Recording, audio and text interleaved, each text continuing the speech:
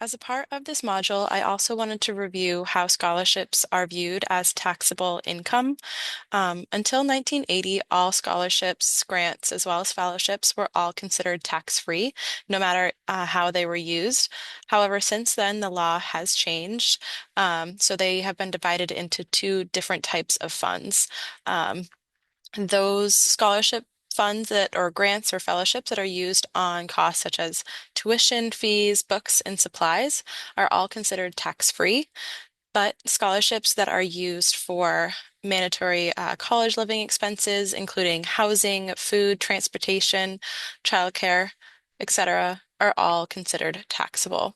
You can see here how it's changed from even 1954 all the way up until 2001, which is current. So some questions that students will have are, am I going to be taxed on my scholarships as well as my grants?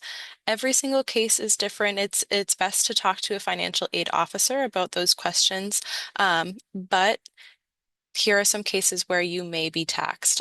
Students who receive a full ride scholarship could have a tax liability because portions of that scholarship may be used for those college living expenses, which are currently taxable.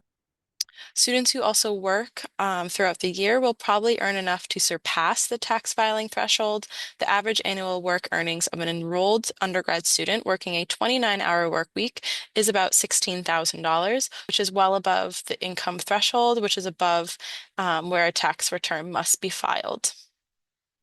Students who also receive emergency financial aid or other mixed financial, federal, or state institution grants could also be impacted and pay taxes on portions of those funds as well for college living expenses.